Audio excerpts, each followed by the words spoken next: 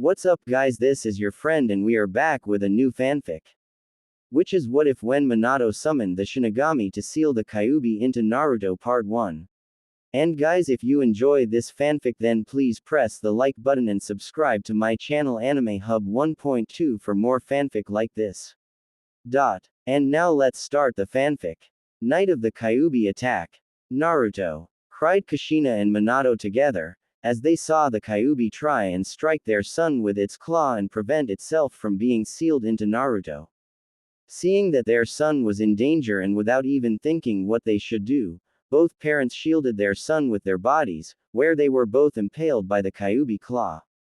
As the two parents slowly felt their life drain away, they both made their goodbyes and slightly prayed that their son would be safe and happy. Soon after, the Kyuubi was drawn into Naruto and sealed away, after which both parents died with a smile on their faces. Not knowing that by using the Shiki Fujin, dead demon-consuming seal, Naruto life would be changed forever in a way that neither of them could have foreseen. After the events on the Kyuubi attack, the former Hokage, Sarutobi Hiruzen was appointed by the Fire Daimyo and the Fire Council to retake his position as the Sandaime Hokage. After which he began the slow and painful process of rebuilding the village and protecting it from its enemies who believed that Konoha had been weakened from the Kyuubi attack. A task which was not easy, given the many lives that had been lost in the attack, the amount of damage done to the village and the fact that Konoha had lost its Hokage Namikaze Minato, who had been declared the strongest of the Hokage. As the Sandaime finished up signing several forms that would help in the rebuilding of the village, he decided that he had done enough for one day and to start again tomorrow. But before heading home, he decided to check in on someone in the hospital. As he walked through the dark streets of the village, the Sandaime gazed at the damage that had been done by the Kyuubi.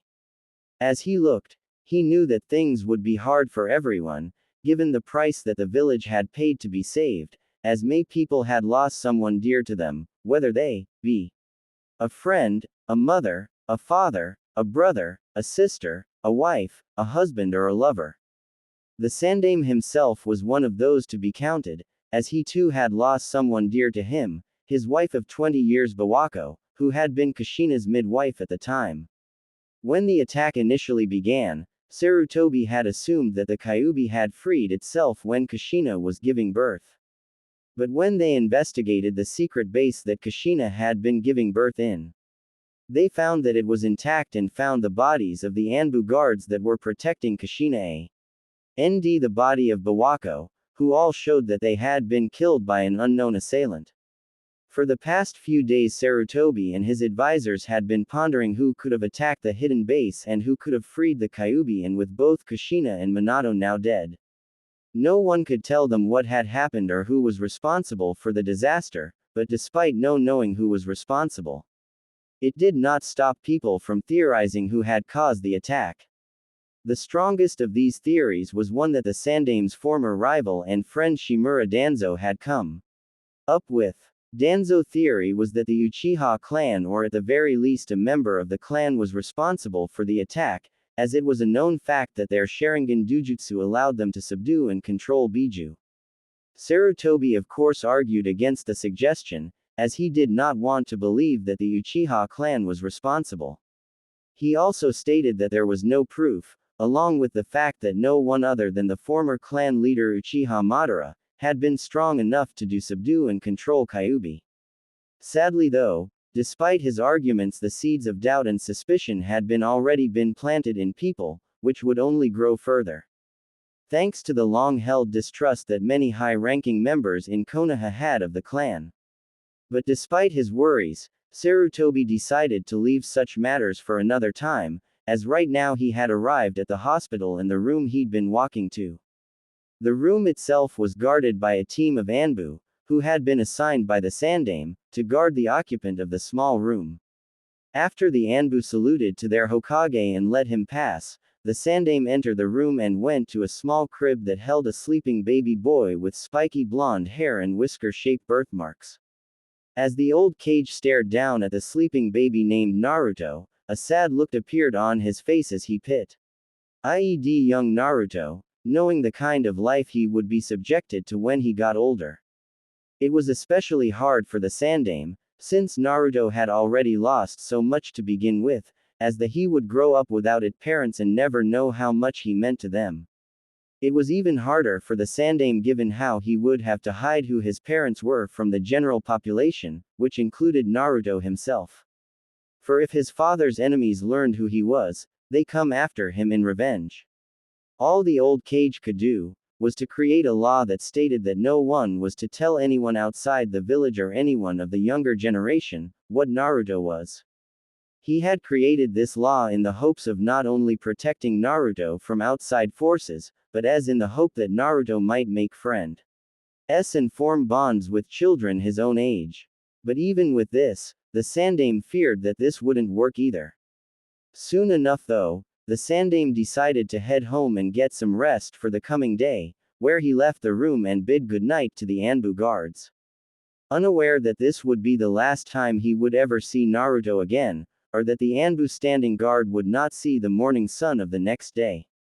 Several hours later, a distance away from Konoha, as the moon in the night sky was at its peak and was just about to be covered by a large dark cloud, 4 dark silhouettes could be seen traveling at high speed through the forest.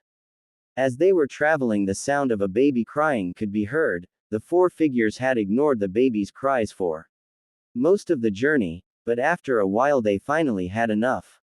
"Can't you shut that brat up? Its screams are getting on my nerves, and if it keeps screaming someone could hear him," spoke one of the dark figures. "All right, I try," replied another one of the dark figures, where he tried to calm the crying Naruto. As the man carrying Naruto tried to calm him down, the moon came out of the dark cloud and shone its light down at the ground, where it revealed the Kumo headbands on the 4 shinobi. "I still don't know why we have to risk everything just to steal this kid," said one of the Kumo shinobi. "We're sealing him because he could be the very thing that would finally give us the edge we need over Konoha," replied the leader of the team. "And what makes this kid so important that he could help us do that?" asked the final member of the team. "Because he is the Jinchuriki of the Kyuubi no Yoko, 9-tailed demon fox," answered the team leader, surprising his team. "But how? I thought the Jinchuriki of the Kyuubi was killed after the Kyuubi broke free and attacked Konoha," said one of the shinobi. "This boy is the new one, as after the Kyuubi broke free, the Yondaime Hokage stopped it, and the only way to do that is to seal it away," replied the team leader. "But then how do we know this boy is really the new Jinchuriki for the Kyuubi?" asked the shinobi holding the crying Naruto. "You saw the guards that we killed when we entered the hospital. If this boy wasn't the Jinchuriki of the Kyuubi, then why else would they be guarding him? Besides, the hospital file we stole said the boy's name is Uzumaki, and ever since Konoha captured the Kyuubi, all their Jinchuriki have been Uzumaki. The first Jinchuriki was the Shidaime Hokage's wife Uzumaki Mito. The second Jinchuriki was Uzumaki Kushina, who was the last Jinchuriki of the Kyuubi and the wife of the Yondaime Hokage. Hence it makes perfect sense for this boy to be the new Jinchuriki of the Kyuubi, as he would be the son of both the Yondaime Hokage and the previous Jinchuriki."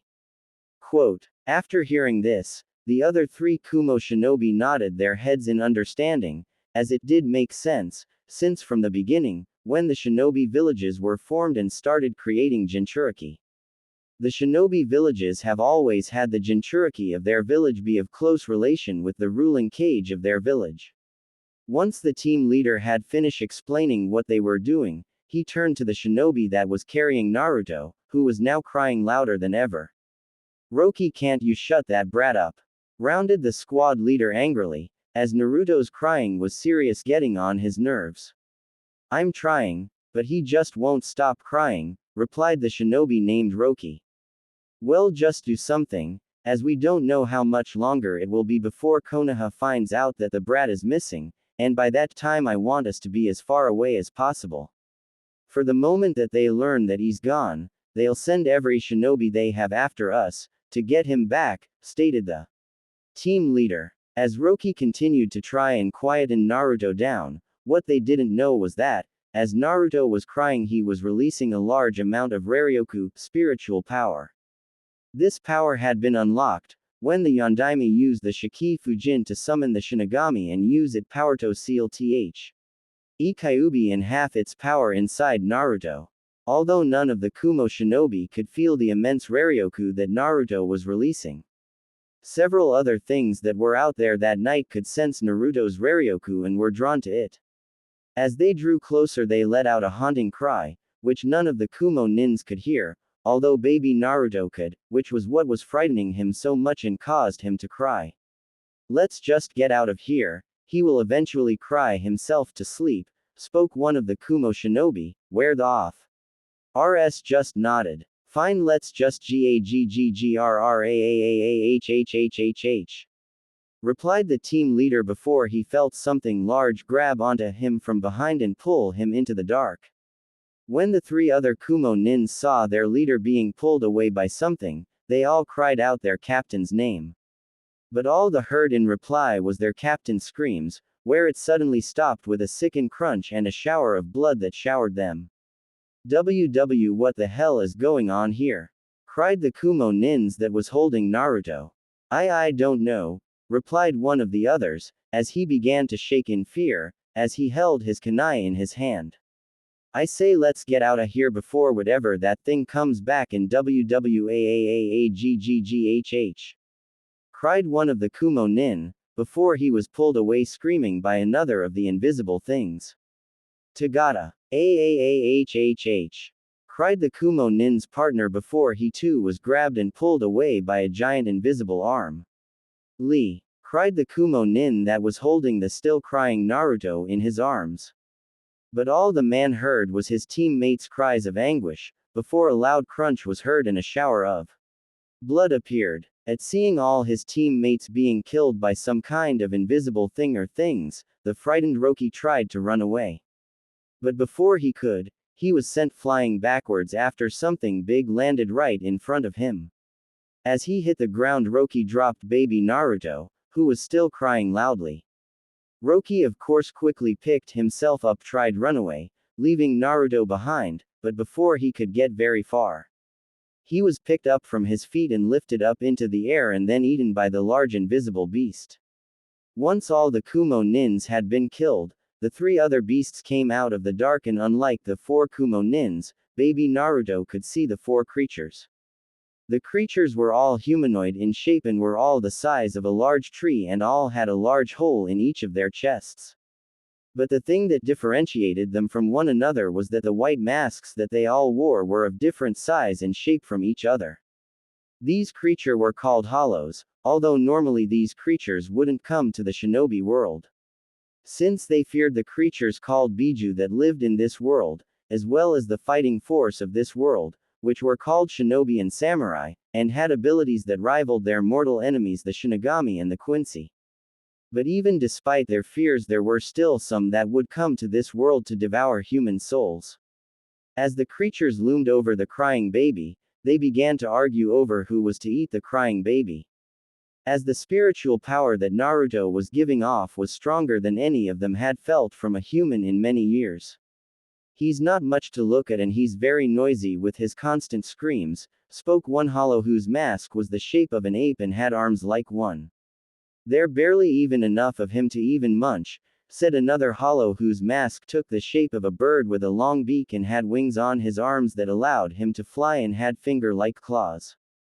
"Maybe, but the spiritual power that is emanating from him is stronger than any that we've felt in his world," spoke the hollow wearing a tiger-shaped mask, and had large claw-like hands. "So which of us shall have the pleasure of devouring him?" asked the hollow with a bear-like mask. For the next few minutes the four hollows continued to argue amongst themselves over who was devour Naruto. After much arguing, it was decided that the tiger-masked hollow, who was the strongest of the group, would eat Naruto. But just as the tiger was about to pick baby Naruto up, there was a sudden blur of orange, and the next thing the tiger-masked hollow knew, his arm was severed and a shower of blood exploded from the stub that was once his arm. AAARRRRAAGGHHH.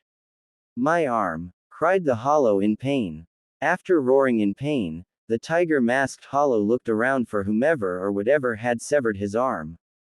The four hollows quickly found the perpetrator, who was standing on a large tree branch on a nearby tree.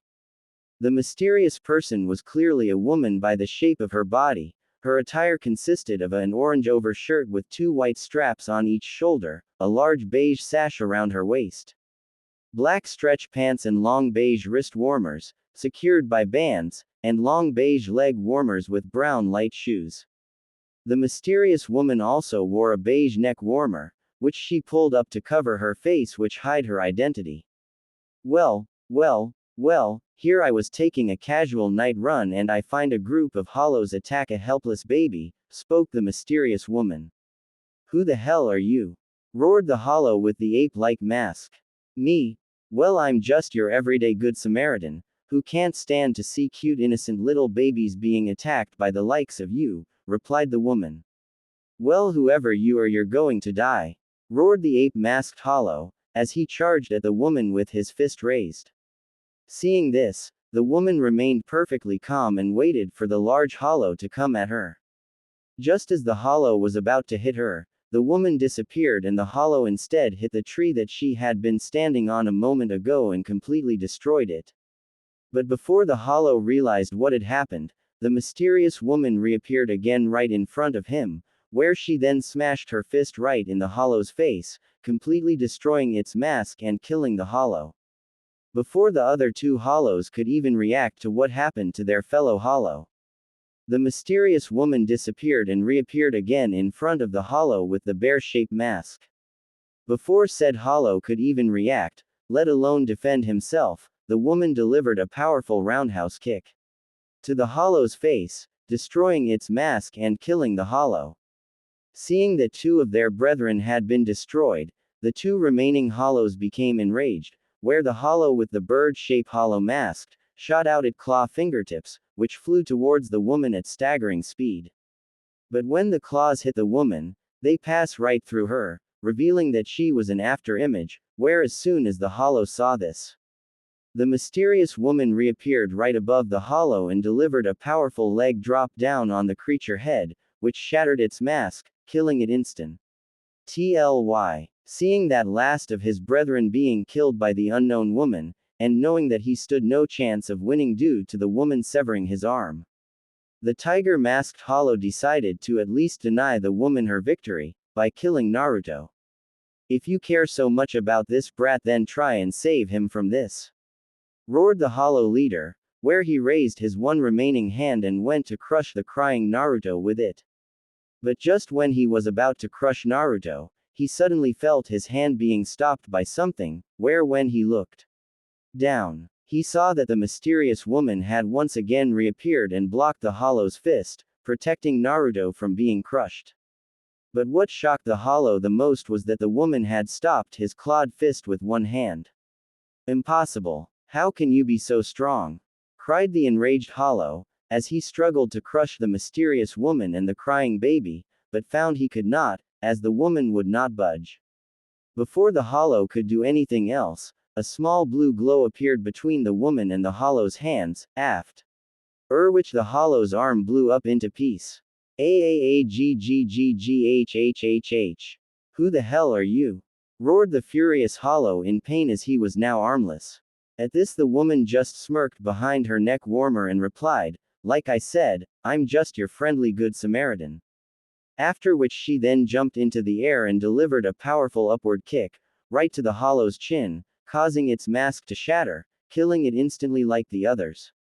Once the last of the hollows had been destroyed, the woman then went over to the still crying Naruto, and gently picked him up and removed her neck warmer.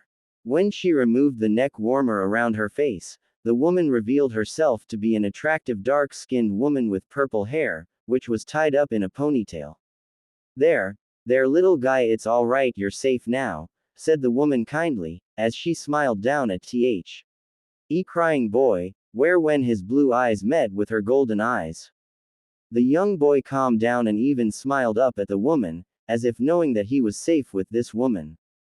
Said woman was of course no ordinary person, she was in fact former captain of Squad 2 and former commander-in-chief of the On Mitsukido Punishment Force, Shihoin Yoruichi, who was also the former head of the Shihoin clan, one of the four great noble houses in the Soul Society. Ever since she rescued her friends Urahara Kazuki and Tsukubishi Tessai from being punished by Central 36 and saved the 8 Hollowfeed Shinigami from being executed, Yoruichi had been in hiding in between the Soul Society, the world of the living and its parallel, Area 30, otherwise known by most Shinigami as the Shinobi world. This world had been an oddity to the Soul Society for many years, where the people of this world developed unique UE abilities that rivaled that of the Shinigami. A power which was later dubbed by the people of the world as chakra. The power itself involved the people using their physical energy in combination with their spiritual energy. By combining these two things, it allowed the shinobi to create unique techniques which were on par with any Kido, spirit way, spell. Although when the people of this world died and entered the Soul Society, they did not possess the same abilities that they had in their world. This led the Soul Society top scientists to believe that the people of this world could only use chakra when they were alive, due to it requiring both physical energy and spiritual energy. But even despite this, the unique power of the shinobi caused much concern and interest in the Soul Society. As many believed that with these abilities, the shinobi could become quite useful in the Soul Society war against the Hollows or become dangerous threat to the Soul Society itself. The Soul Society concern of the shinobi world grew even more when creatures called Biju appeared in the shinobi world, which were made out of chakra and could not be destroyed even with Kido and Zanpakuto and could only be sealed away. But even despite these concerns, the Soul Society began to experiment with the people of the shinobi world in the hope that they could somehow replicate the shinobi abilities. For several years the Soul Society researchers experimented on the people of this world, but all their attempts in replicating the shinobi powers failed. Also during the course of these experiments an unexpected side effect appeared where several genetic abnormalities appeared in some of the people that were experimented on. These abnormalities continued on through the descendants of the people that were experimented on by the Soul Society, where they were later became known as Kekkei Genkei, bloodline limit, by the people of the shinobi world. After seeing the result of the experiments and not wanting to do any more harm to the world than what had already been done, plus the fact that Hollows rarely entered the world, Central 36 decided that any traveling to the shinobi world would highly restricted, where all Senkaimon that led to the shinobi world would be sealed off, and that only those with special permission given by Central 36 or the head captain could enter the world. Although what neither the head captain or Central 36 knew was that Yoruichi knew of a secret way to get to the shinobi world, and given that fact that Shinigami rarely entered or monitored the world, it was the perfect place for her to hide in from time to time. Yoruichi especially liked the shinobi world as she found the shinobi that lived in it interesting, as she found their style of fighting very familiar with her own. She also found the shinobi to be fun to mess with, where she would practice her stealth skills, by sneaking into shinobi villages and taking something, so to have the shinobi chase after her. This of course allowed Yoruichi to amuse herself, while at the same time keeping her skills from getting too dull over the years. Naturally none of the shinobi that attacked her or chased after her could catch her, but there were two exceptions, which actually made her little games interesting.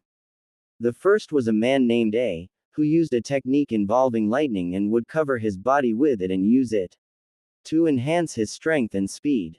The other person was a shinobi named Namikaze Minato, who actually caught up to her once when she was being chased by several Konoha shinobi.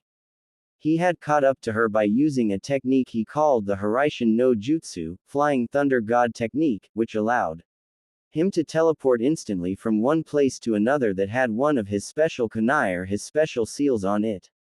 Obviously even after Minato and caught up to her, Yoruichi had still gotten away, but even still, she had been impressed with Minato's skill and the technique he used and admitted that he was very impressive human. As she looked down at baby Naruto, she could not help but be slightly reminded of Minato, where Naruto had the same hair color and clear blue eyes and wondered if Naruto was perhaps related to him. It was then as she looked down at him that Yoruichi noticed the name, Naruto, embroidered on the baby's blanket. So your name is Naruto, that's an interesting name, one of your parents must have really loved ramen a lot, by naming you after a ramen topping. That or they wanted to call you something fearsome like a maelstrom, spoke Yoruichi with a smile as she held the boy and smiled down at him. At this baby Naruto just gurgled, as if laughing at what Yoruichi had said. As Yoruichi continued to stare at the baby in her hand, she couldn't help but marvel at the raryoku that baby Naruto was emanating, since it was surprisingly strong for a human let alone an infant to have. Since from what she was sensing, he had a great deal of power in him and it would only grow over time. Soon enough though, Yoruichi decided that she should bring Naruto back home, as she guessed that Naruto was obviously from Konoha.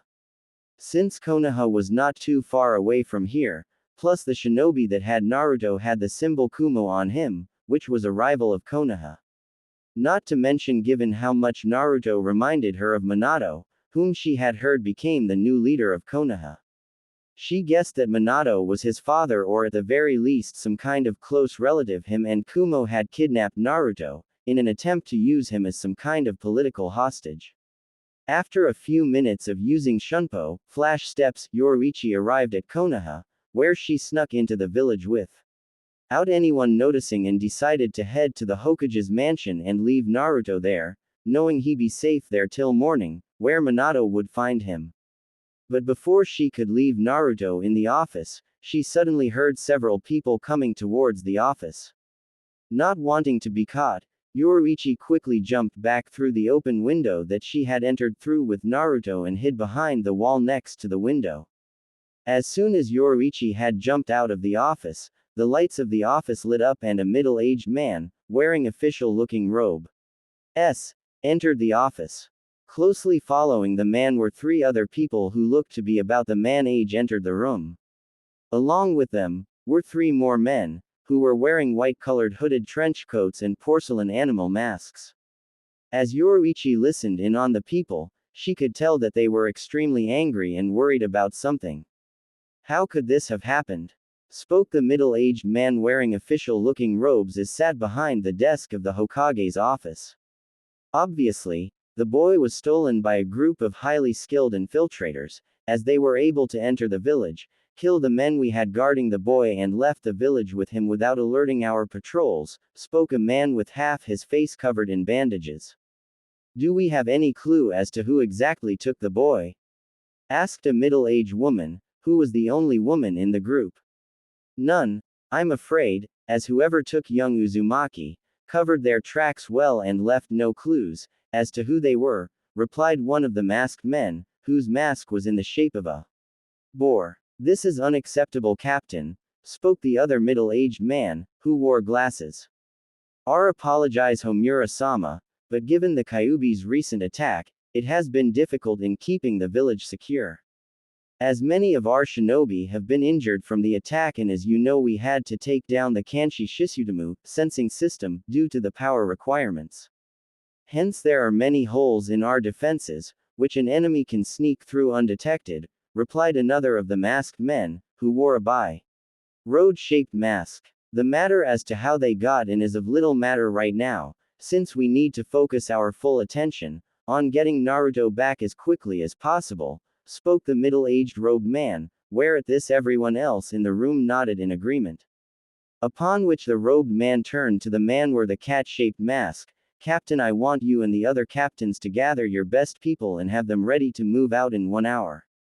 Also I want you to go to Hyuga Hiyashi, Inuzuka Sume and Aburame Shibi and inform them of the situation and tell the we need their best people to help us track down whoever stole Naruto, as quickly as possible. At this the three masked captains all nodded their heads in understanding and disappeared in puff of smoke.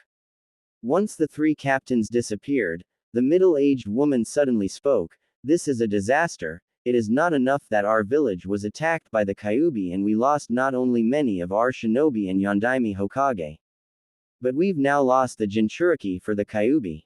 This would never have happened if you had agreed to my proposal and let me take the child, spoke the bandaged face man.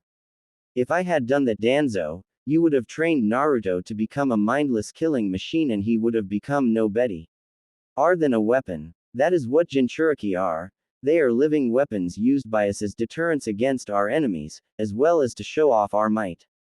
To think otherwise is to be naive, Sarutobi, replied Danzo. Naruto is not a weapon, he is just an innocent child, and we owe it to both Kushina and Minato to care for Naruto, after they sacrificed themselves to save this village. To do otherwise would be an insult to their memory, as Minato said so himself before he died, that Naruto was to be hailed as a hero for what he was, responded the Sandaime. Before Danzo could respond to Sarutobi's comment, the middle-aged women spoke up. Hiruzen, Danzo is correct, as the boy is a Jinchuriki and therefore is a living weapon for our village. But how the boy is raised is not the issue here. The fact of the matter is, he has been stolen from this village, most likely by one of the other villages, and without him and given the losses we've already suffered, our village is extremely vulnerable to attack from any one of our enemies. I am aware of that, Kaharu, but what else would you have me do?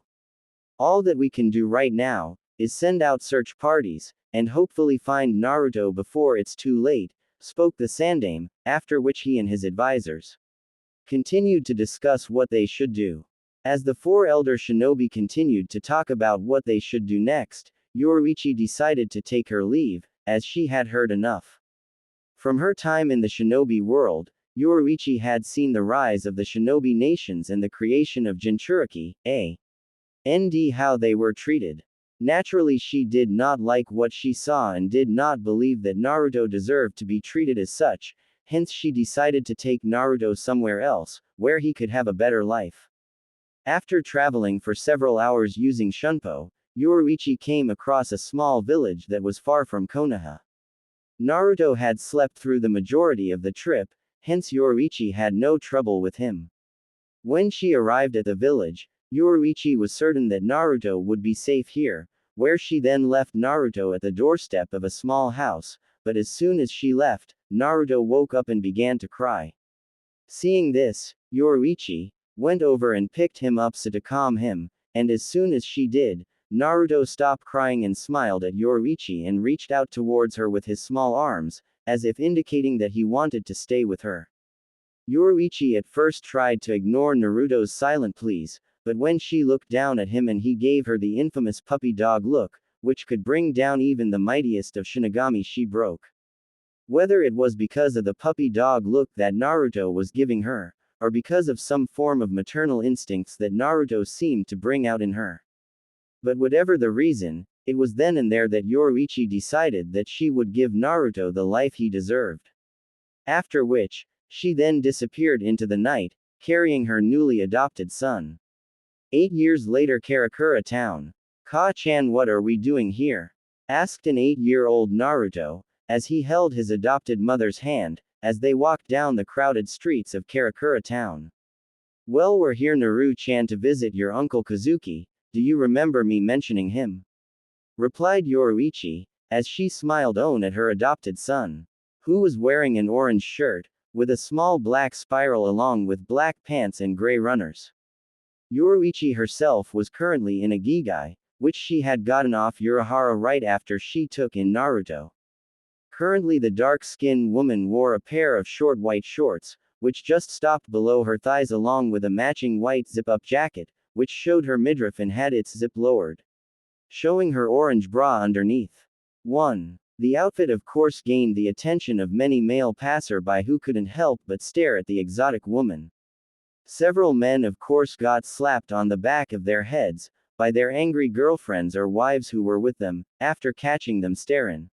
Gee or her. Said women then glared angrily at the former Squad 2 captain, who were either appalled that Yoruichi would wear such an outfit with her son or were jealous that Yoruichi had such a figure after having a child. Yoruichi of course only smirked at seeing all this, as she loved playing these kind of games, as it showed that she still got it.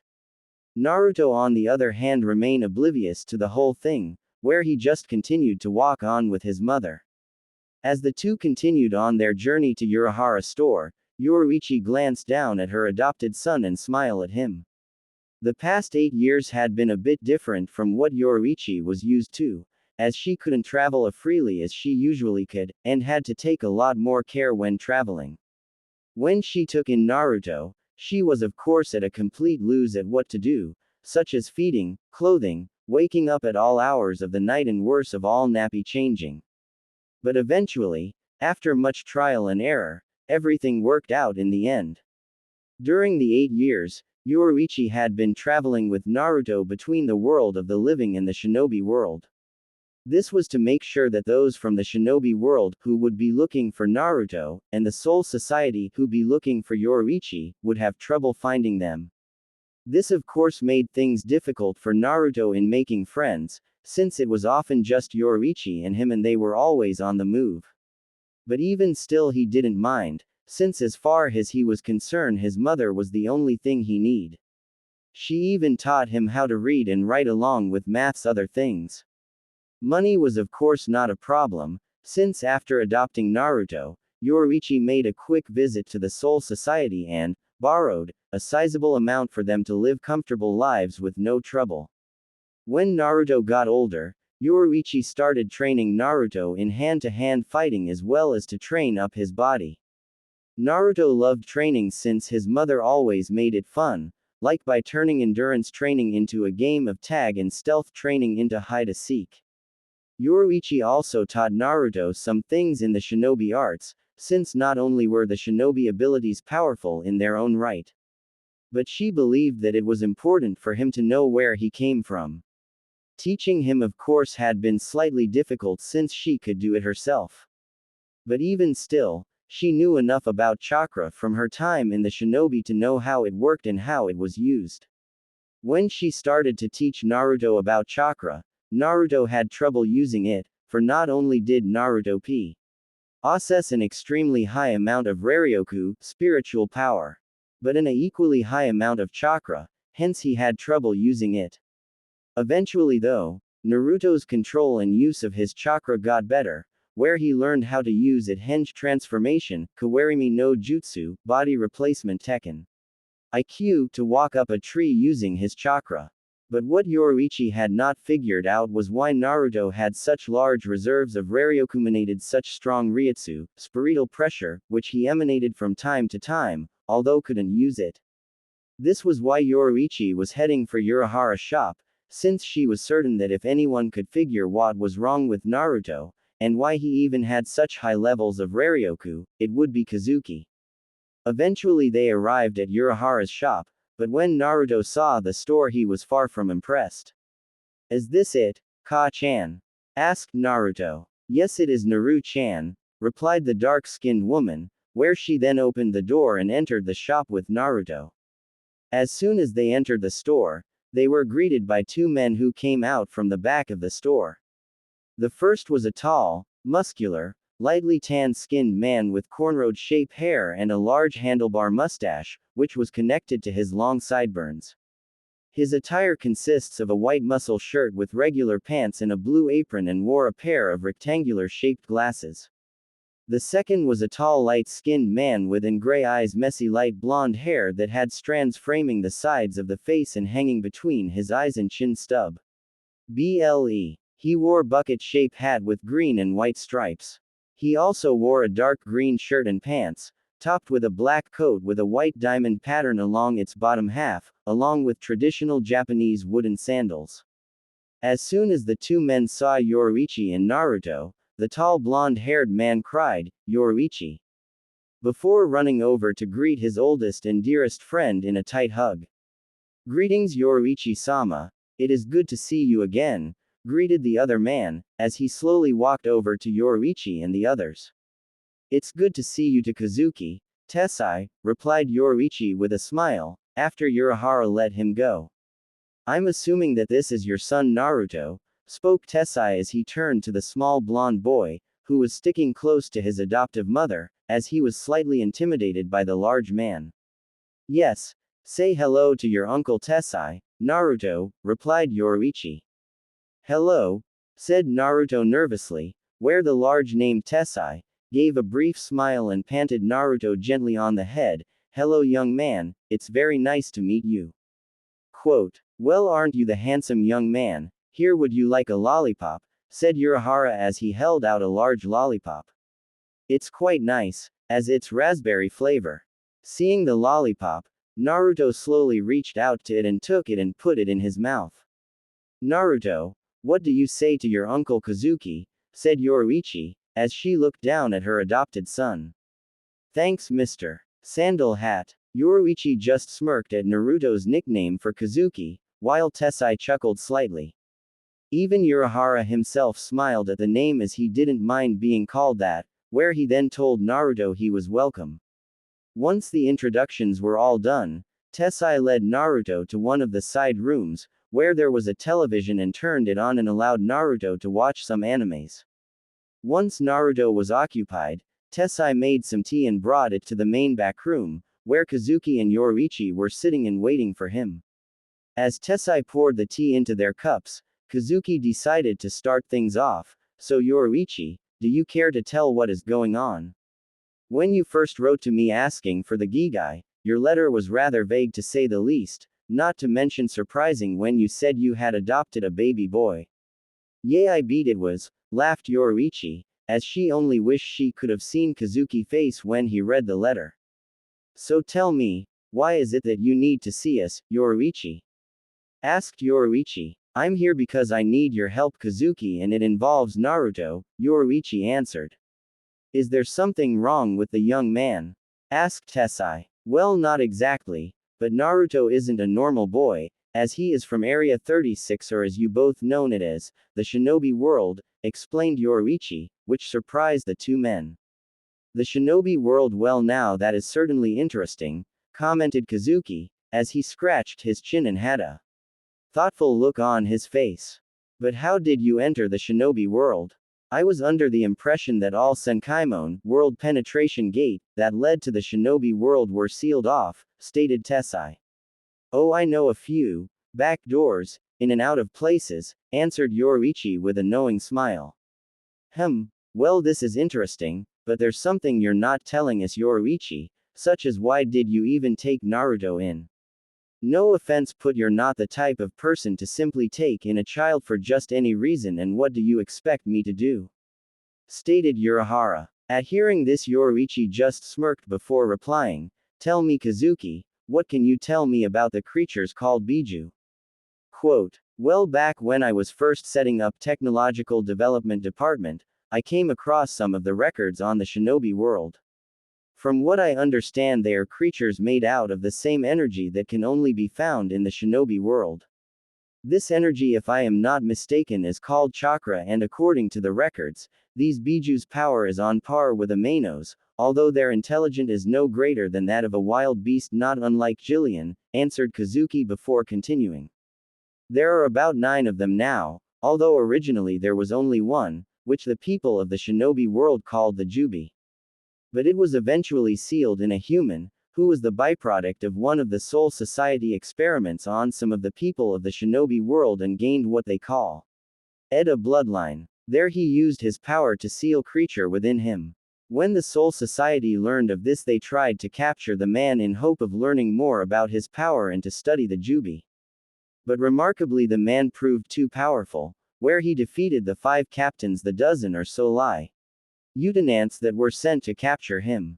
It was because of this that Central 46 decided to employ an arm's reach policy with the Shinobi world, due to their concern of the power of these bloodlines. Later, this concern of bloodlines would help Central 46 decision in ordering that the Shinobi world being sealed off. But still, from what I understand, when this man who sealed the Jubi in him was dying, he used his power to divide the creature's power into 9 other creatures, creating the 9 other Biju.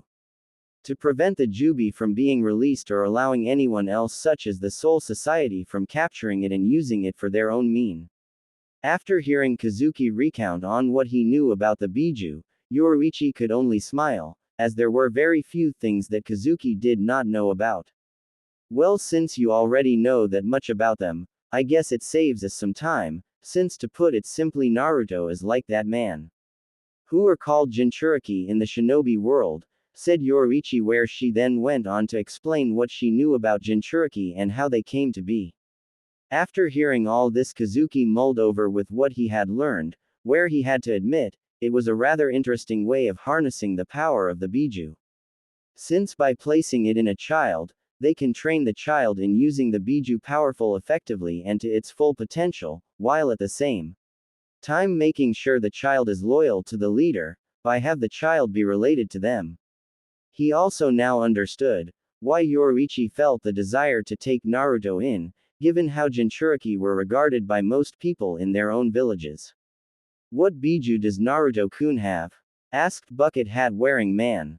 He has the Kyuubi no Yoko, nine-tailed fox, the strongest of the 9 Biju, replied Yoruichi. Although as interesting as this is, Yoruichi, I still do not see why you require my help. Said Kazuki. I'm here because I need your help, since when I first found Naruto, I sensed a large amount of spiritual pressure coming from him and he can see me without my Gigai. HHMMMIC, so you want me to examine him to see why he has such a large amount of spiritual power in him, An's word Kazuki, where Yoruichi just nodded. Well then, said Kazuki as he put his folded fan down on the table, let's get started, shall we? A few days later. For the next couple of days Kazuki used his machines to examine Naruto, both inside and out, and gathered as much data as he could, while at the same time making sure that none of the examination hurt Naruto. He had also studied the information he had received from Yoruichi about chakra, how it worked and about bloodlines and shinobi clan, which she had attainted from her visits to the shinobi world from shinobi villages. Once Kazuki had finished his examination on Naruto, he brought his results to Yoruichi. Well, Yoruichi, I've to say, your son Naruto is quite the anomaly even for his own people, replied Kazuki with an amused smile. What do you mean? Asked the dark-skinned woman. Well, it seems your son has 3 sources of power. The first is his own chakra, the second chakra that comes from the Kyuubi, which is similar in some ways to a hollow's power. The third power is his spiritual power, and I must say it quite large for a boy, let alone a normal human, to have. Yoruichi only nodded at this, as she already knew all of this. Yes, I'm aware of that, Kazuki, but what I'm wondering about is why Naruto has so much spiritual power, and is able to use spiritual pressure. Well, I've an answer for that. You see, as I was performing Naruto-kun's tests, I hacked into the archive storage systems of the Technological Development Department without Kwatsuchi-kun knowing. A rather impressive feat if I do say so myself, replied Kazuki, as he opened his fan and laughed to himself at his own brilliance. Kazuki, what did you find? Asked the annoyed Yoruichi. Now Yoruichi, calm down, I was getting there, replied Urahara, as he tried to calm his friend down as he could be rather impatient at times.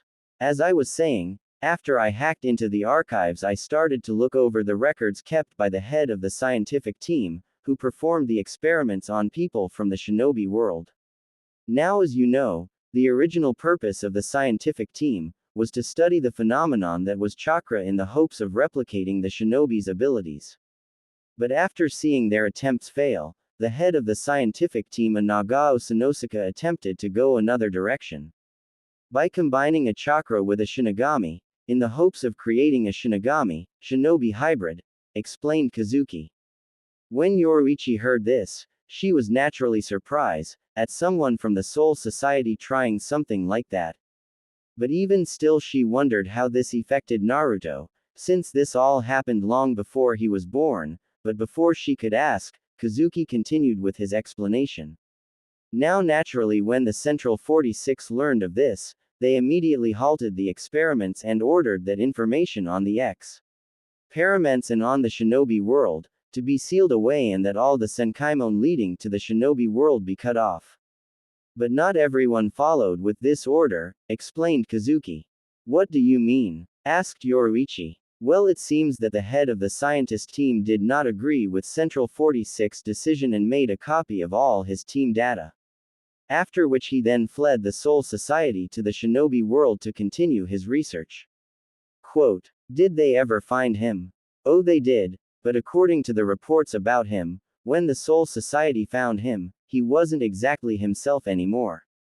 Huh, said Yoruichi. Well, according to what I've learned, it seems that Nagao first attempted to make a Shinigami, shinobi hybrid by using himself as the test subject, since there were no other Shinigami with him to test on.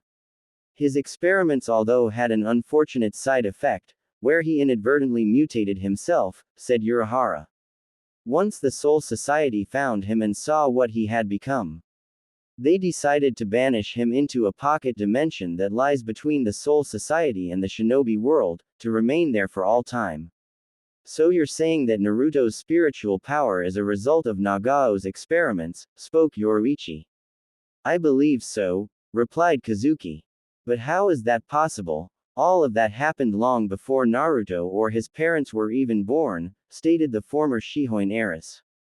Well, according to the data that the Soul Society confiscated after they caught Nagao, it seems that he was very close to actually succeeding in creating a Shinigami, shinobi hybrid, where after his failed attempt to combine chakra with a Shinigami, he instead attempted alter a human's body so that it could use both chakra and Raryoku. He partially succeeded in doing so, where some members of a clan of shinobi who he had experimented on, showed signs in having high levels of spiritual power. Furthermore, the members of the clan seemingly possessed a much greater lifespan than a normal person. Quote, "You mean Naruto's birth mother clan, the Uzumaki," stated Yoruichi, which Kazuki confirmed with a nod. Yes, but as I said, he only partially succeeded, since despite possessing spiritual power, Naruto's ancestors couldn't use it, as there was some kind of block that prevented them to from accessing it. But before Nagao could solve the problem, the Soul Society found him and halted his experiments, answered Kazuki. But if that's true, how did Naruto unlock his spiritual energy? Asked Yoruichi. I'm not entirely sure, answered Kazuki, but when I studied Naruto-kun's seal, I found trace amounts of foreign spiritual energy in it. Meaning, well, if I were to guess, I would say that another Shinigami sent some of his or her power into Naruto's body, where it unlocked his dormant spiritual energy, not unlike a key opening the door, replied Kazuki. But that doesn't make any sense. Why would another Shinigami be there? As there's no way they could have known I was in the shinobi world.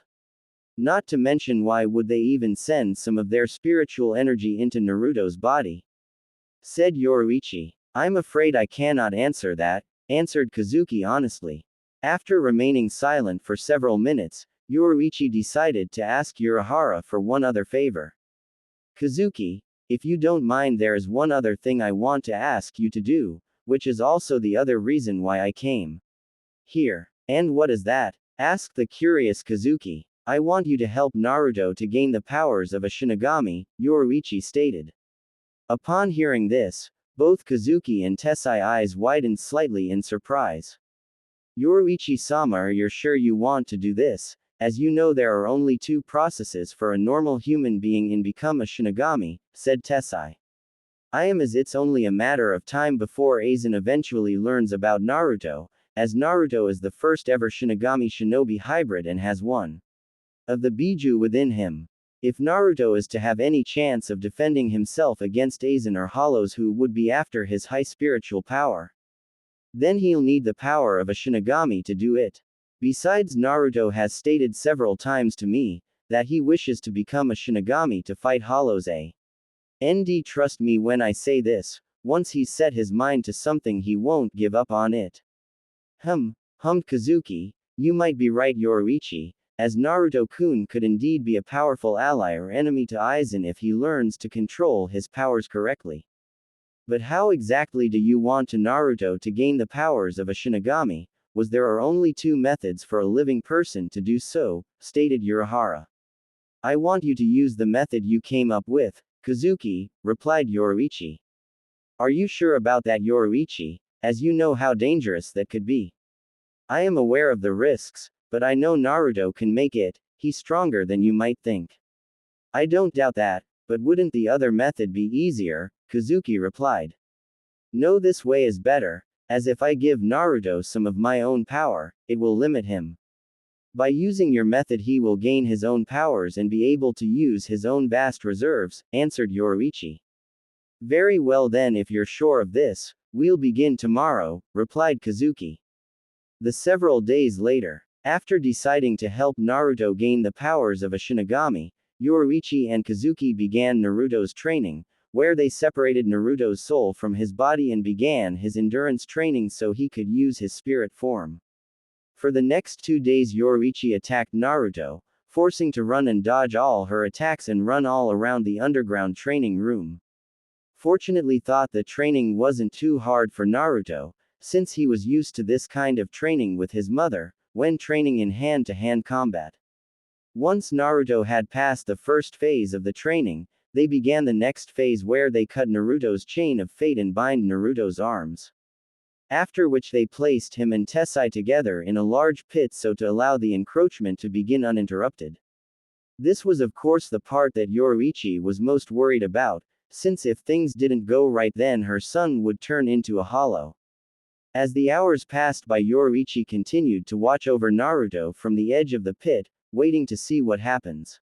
Nervous? Asked Kazuki, as he sat next to his oldest friend, who was biting her nails as she looked down at her adopted son. A habit she had developed as soon as the second phase of the exam began.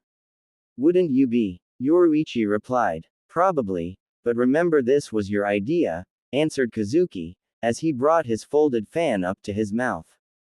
I know, responded Yoruichi, and that's what makes it so difficult, as I'm risking his life.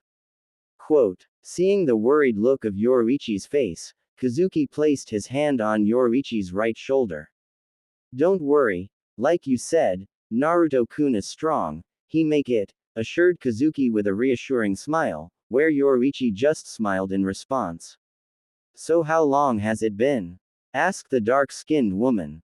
About 69 hours, there's still time that this may work, answered Kazuki, where as soon as he said this, they suddenly heard Naruto starting to scream in pain and an immense amount of spiritual pressure coming from him.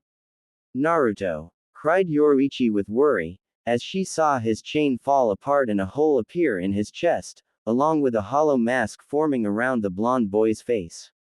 Seeing this, Yoruichi was about to jump down to her son, but before she could, Kazuki grabbed hold of her arm and stopped. Kazuki, what are you doing? Let me go, I have to help Naruto. Cried Yoruichi. You can't, Yoruichi, he's gone too far to you to stop this, said Urahara. You can't expect me to just stand here and watch my son become a hollow. Rounded the purple-haired woman. Listen, Yoruichi, I know you're worried about him, but there's still a chance this can work, look at him. Normally when a person changes into a hollow their body explodes and changes into a hollow. But that isn't happening with him, his mask is forming first and his body staying intact. That means he's fighting the change, and he could still become a Shinigami, we just have to wait. At hearing this Yoruichi just gripped her left hand tightly to form a fist and started down at her adopted son. In worry, Naruto. Inside Naruto's inner world, soon after his transformation began, Naruto blanked out from the pain, after which he began to hear several voices saying out his name. Eventually he found himself on a large white beach with palm trees behind him and a vast open sea in front of him. As he looked around, the scenery reminded Naruto of a place he and his mother went when they were on holiday. But when he looked up, instead of seeing clear blue sky, there were dark rumbling storm clouds. Where am I? Naruto asked out loud as he looked around. As soon as Naruto has asked this, a massive surge of water erupted into the air, where Naruto then heard a massive roar. The water then formed up and took the shape of a gigantic, serpentine dragon made out of water, with large wings and glowing red eyes. At seeing this, Naruto immediately took a step back in shock, but before he could fully comprehend what was happening, he then heard a massive screech-like cry, coming from above him.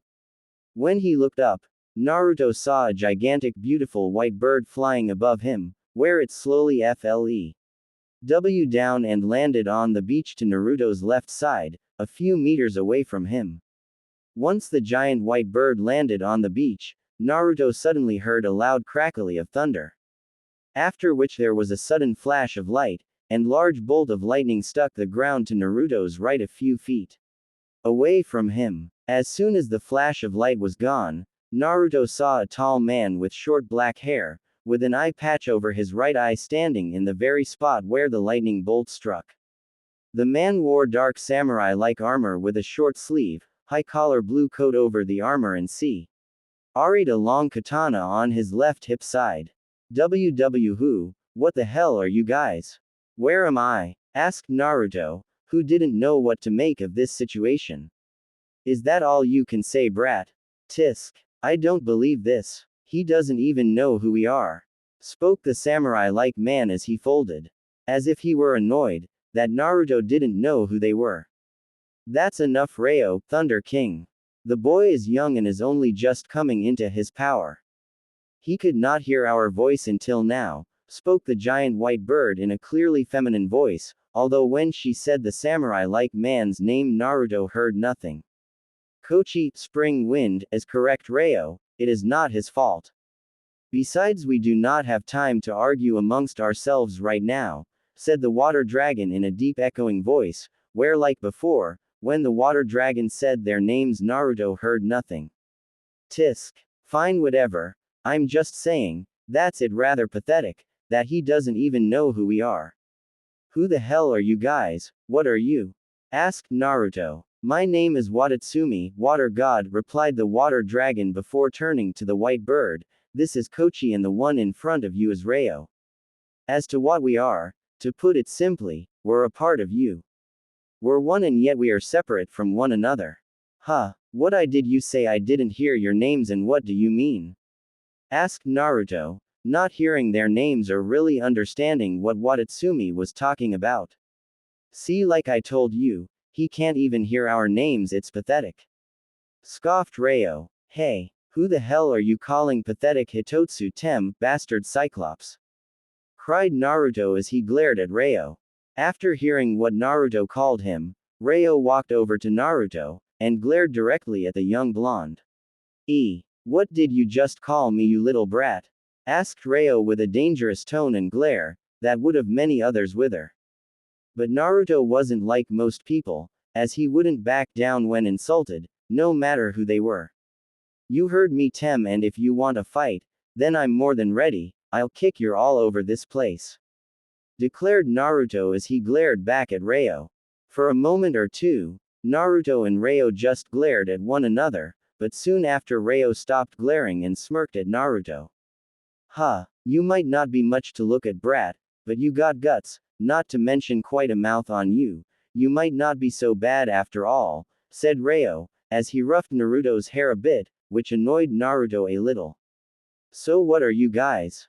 Naruto asked. We're your Zanpakuto spirits, child, answered the giant white bird named Kochi.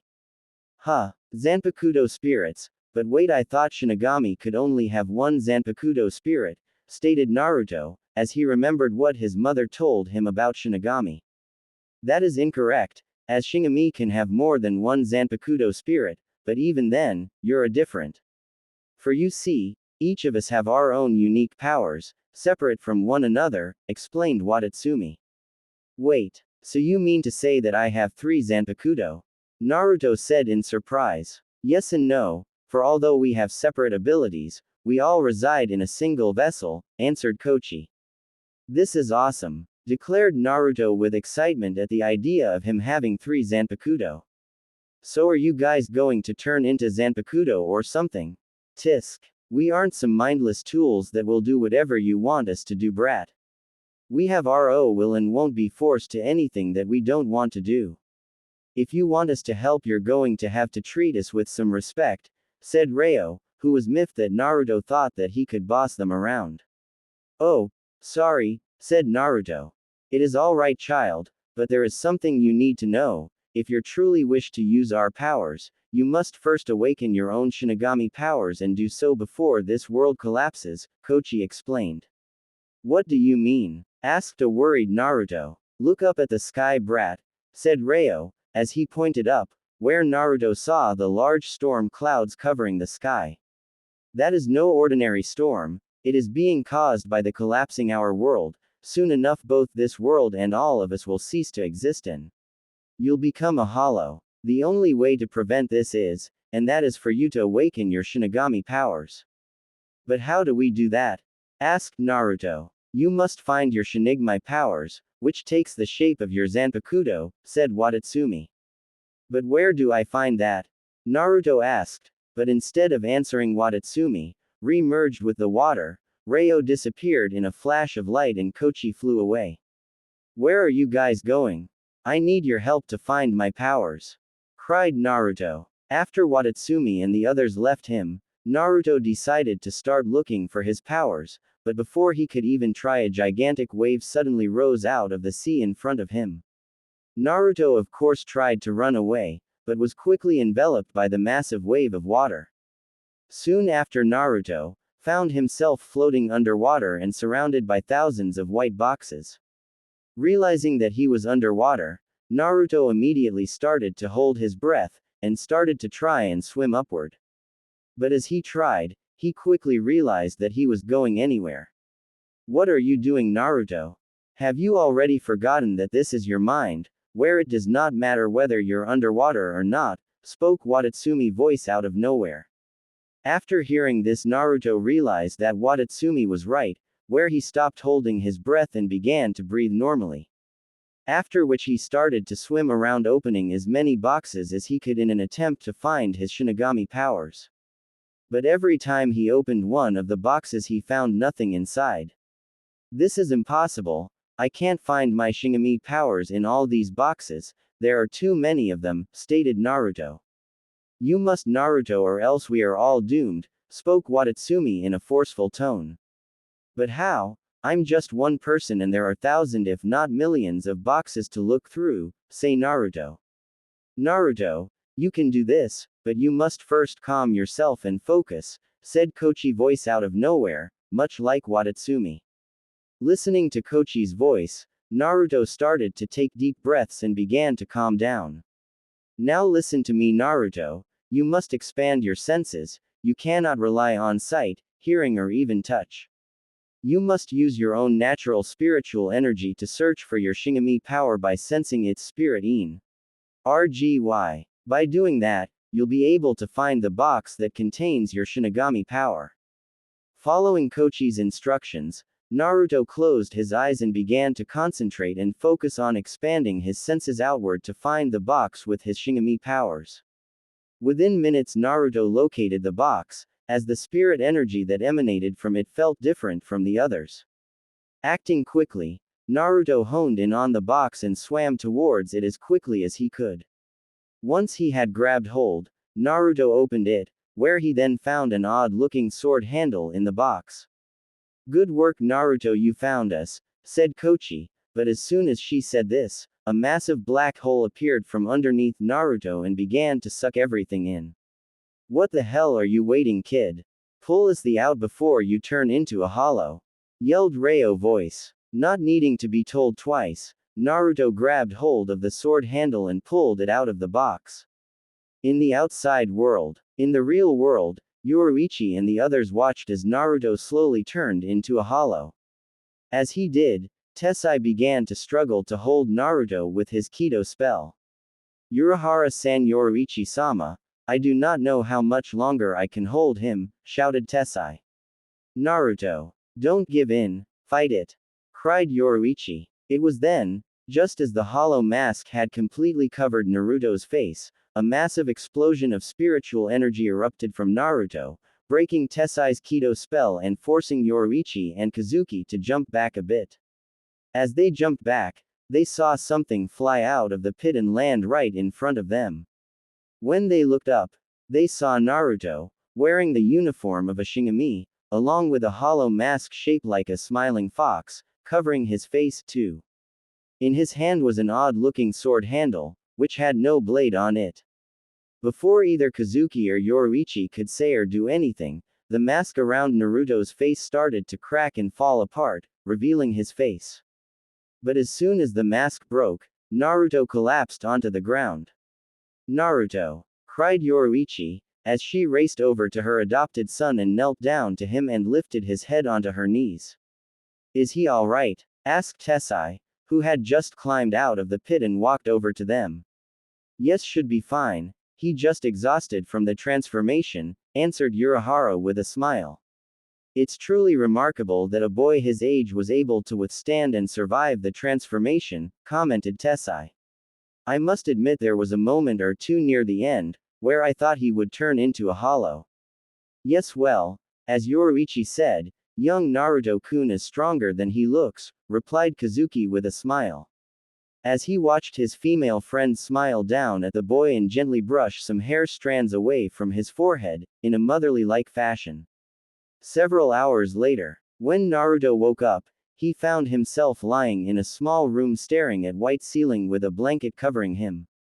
Well, hello, sleepyhead, spoke a familiar voice, where when Naruto turned his head slightly he saw his mother smiling down on him. Ka-chan, said Naruto rather groggily, as he rubbed his eyes to wake himself up. How are you feeling, Naru-chan? Asked Yoruichi. Okay, I guess, but where's Uncle Sandal Hat and Mr. Giant Man? Asked Naruto, who quickly got his answer when the sliding door to the room opened up, revealing Kazuki and Tessai. Right here, Naruto-kun, said Kazuki as he waved his open fan in front of his face. And I must say I am very impressed with how you successfully gained the powers of a Shinigami. Huh, you mean I'm a Shinigami? Said Naruto in surprise as he pulled the blanket off him and found himself wearing the standard uniform of a Shinigami. After which he started to cheer and shout at how he was a Shinigami just like his mother, and how he would now kick loads of hollows' butts. Soon enough though, Yoruichi got Naruto to calm down and asked him to tell them what happened as he was slowly turning into a hollow and how he found his hidden power. For the next few minutes, Naruto went on to explain what happened in his inner world and how he met his 3 Zanpakuto spirits. When he finished, saying that Yoruichi and the others were surprised, would have been a grave understatement. 3 separate Zanpakuto spirits in a single Zanpakuto? Yoruichi said out loud with serious look. I have heard Shinigami having dual spirits, especially if they have dual Bale type Zanpakuto like Yukatake and Kyoraku, but never anything like this. Indeed, this is a rather unusual development. Do you have any theories on this, Urahara-san? Asked Tessai. Well, the only explanation I can come up with is because of the experiments that Nagao-san did not Naruto-kun ancestors to create a Shinigami shinobi hybrid. Then again, Naruto could simply be an even bigger oddity that we had thought. But other than that I don't have a clue, as there has never been someone like him before. Your son truly in a surprising individual, bohahohaho, remarked Urahara, as opened his fan again and waving it around, as he laughed at his own ignorance, which made Naruto wonder if the man was insane. But why is my Zanpakuto like this? Asked Naruto, as he held up his wooden sword hilt. The hilt design was a simple design with no guard and a slightly large bottom at the end of the hilt with 3 red gems on it. 3. HHHMMMMM. Well, if I understand what you told us correctly, Naruto-kun, even though your Zanpakuto spirits inhabit the same vessel, they each have their own unique powers and independent will. The form that your Zanpakuto has taken now is its sealed form and acts a neutral point for you to choose which spirit's power you wish to use. So you're saying that Naruto cannot use all 3 spirits at once, stated Yoruichi. No, exactly. Now this is only a theory, but I believe the gems on the hilt of his sword handle represent his 3 Zanpakuto spirits and will most likely glow whenever he uses which of them he wishes to use. Now it may or may not be possible at a later point, for him to use all 3 at once, but he will most likely have to learn to master all 3 Zanpakuto powers first, before even trying something like that. Quote. After hearing all this, Yoruichi just nodded in understanding before turning to her adopted son, with a sweet-looking smile, that for some reason made Naruto very nervous. Well, Naru-chan, it seems that you'll have a lot of training ahead of you, if you want to learn to use your Zanpakuto. Quote. Upon hearing this, Naruto gulped, as his mother could be quite brutally when it came to training. He became even more worried when both Tessai and Kazuki volunteered to help Naruto with his training. But regardless of what would happen in his training, he had already committed himself to the path of the Shinigami and wouldn't look back. 7 years. Tokyo City. Currently running around the streets of Tokyo in the middle of the night, the spirit of a young woman was frantically searching for an place to hide from the things that were after her. As she ran through the streets, the woman turned into a dark alleyway. As she ran through the alley, a large creature suddenly appeared in front of her from above and crash landed on the ground. When the dust settled from the creature landing on the ground, the woman saw a massive dark-skinned humanoid creature, with a muscular body and white mask shaped like a bull with horns on the side, and a large hole in its chest. Seeing the creature, the woman tried to run back the way she came, but when she turned around she saw 2 more creatures in front of her. Although neither were as big as the first one, they were still quite big, compared to a normal person. The first of the 2 had a similar build as the big one. He had green skin and long gray hair. On his muscular arms, there are 2 spines which were obviously used for combat. His legs were covered in brown fur. His mask had a skull-like appearance and a large horn on top and a hole in his abdomen. The second creature was slightly taller than its partner, with the upper body of a man, with a small hole in its neck and the lower body of a snake. Seeing that she couldn't go back, the woman started to look for any other ways to escape. That was when she saw a spider-like creature crawling down from left and wall. The creature had 6 legs and skull-like face with a hole in it back. Kuhahaha, what a tasty morsel, laughed the spider-like hollow. Yes, she should do nnnnn nicely, said the serpent-like hollow. Please, just leave me alone, I didn't do anything, pleaded the woman, as she pressed her back into the right wall. Don't worry, we won't hurt you much, kuhahaha, said the hollow with the spikes on his arms, as he began to laugh. As the 4 creatures closed in on the woman, the largest of the 4 hollows suddenly let out a massive roar, ah. Quote, when the other 3 hollows turned, they saw their fellow hollow suddenly split in 2, before disintegrating. What the hell? Cried the spiked-armed hollow. What happened to Oxbone? Asked the serpent-like hollow. I don't know, replied the spike-armed hollow, as he looked around for the perpetrator, where he suddenly noticed something missing. Wait. Where did the woman go? She's up there, look. Cried the spider-like hollow. When the others looked, they saw the woman up on the roof overlooking the alley, being carried by an average tall person about 5'5", wearing a black hooded coat. Who is that? Asked the spider-like hollow. I don't know, but whoever he is, he's dead, replied the spiked-armed hollow, where they jumped after the mysterious hooded person, who disappeared in a blur. For the next few minutes the 3 hollows chased after the mysterious stranger, jumping across the rooftops of buildings. Until eventually they came to a stop in a large open park with trees all around and a small playground. When the serpent-like hollow and the spiked-armed hollow landed in the open park, they saw the black-clad person place the young woman behind a slide, and tell her to stay there and not to move. After making sure that the woman was safe, the hooded stranger then slowly walked towards the 2 hollows. Once he was only a few meters from them, he then took out a short tanto blade from underneath his black coat. So who's first? Asked the hooded stranger. The serpent hollow was the first to answer this challenge, where he spat out a large glob of mud-like substance, which the hooded stranger avoided by sidestepping to the left, where it flew by him and hit the top corner of a swing, causing it to melt. Seeing this, the hooded stranger made a note to avoid the substance, after which he then charged straight at the 2 hollows. The serpent-like hollow fired several more globs of the acid-like substance at the hooded stranger, but each time the hooded stranger skillfully evaded them. Seeing that his partner was having no luck with hitting the hooded stranger, the spiked-armed hollow charged forward and attempted to stab the hooded person with his arm spike. But before his arm spike could hit the black-clad figure, the mysterious stranger disappeared right before his eyes.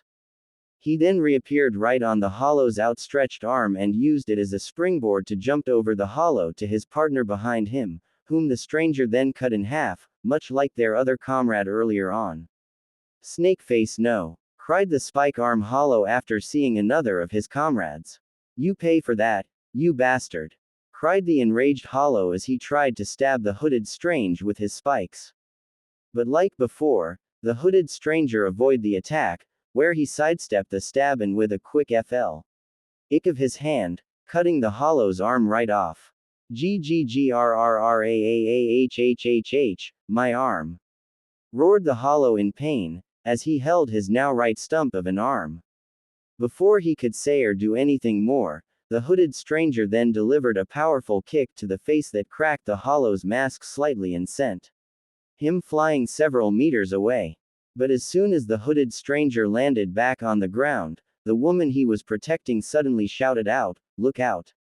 Before the black-clad stranger could fully turn around, the spider-like hollow suddenly appeared out of the ground, and ran one of his claw-like hands, right through the hooded stranger's back and out his chest.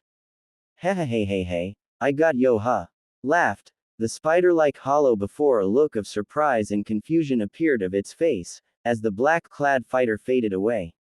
When this happened, the hooded fighter reappeared behind the spider-like hollow and said, "Yutsusemi cicada," before he raised his tanto and sliced the top portion of the hollow's head off, where the rest of its body quickly disintegrated. "Damn you!" roared the spiked-armed hollow, first oxbone, then snakeface and now web, "I kill you." "You're welcome to try," replied the hooded stranger with a smirk, before he and the spike-armed hollow charged at one another with phenomenal speed. To the woman that was watching the two of them fight, it ended as quickly as it had started. As both the hollow and her mysterious savior disappeared within the blink of an eye, and reappeared at opposite ends from where they started, with their backs to one another. For a moment or two neither of them moved, until the mysterious stranger asked the hollow's name, where the hollow simply replied, "Swardarm," before a long diagonal cut appeared, going down from his left shoulder to his right hip. This caused the top right part of his body to slide off the rest of his body, along with the top portion of his head, which was cut off as well from another slash. Once the last of the hollows was dealt with, the hooded stranger sheathed his tanto back into its sheath on his right leg. After which he slowly walked over to the woman, who was still hiding behind the slide. "You can come out now, you're safe," spoke the hooded stranger calmly. Are you sure?" asked the woman as she slowly came out from behind the slide. "Yes I am," replied the hooded stranger, where he then took out an unusual-looking sword handle, with 3 red gems on the bottom hilt. WH, what are you doing?" asked the woman with some fear. "Don't worry, I am not going to hurt you, I just sending you to a place where you will be safe and can move on," said the hooded stranger. After which he tapped the bottom hilt of his sword handle onto the woman's forehead, where she was teleported away to the afterlife. Once the woman was gone, the hooded stranger placed his sword handle onto his belt. But before he could walk away he suddenly heard some clapping. Hearing the clapping, the hooded fighter immediately readied himself for an attack, since he didn't sense anyone, until the person had start clapping. "Well done indeed. Those hollows never stood a chance," spoke the man coming out of the shadows of the trees, wearing a green and white striped bucket hat. "Uncle Hat in clogs," said the hooded stranger, as he pulled back his hood to show his face, revealing his spiky blonde hair, blue eyes and faint whisker-shaped marks on his cheeks, which could just barely be seen.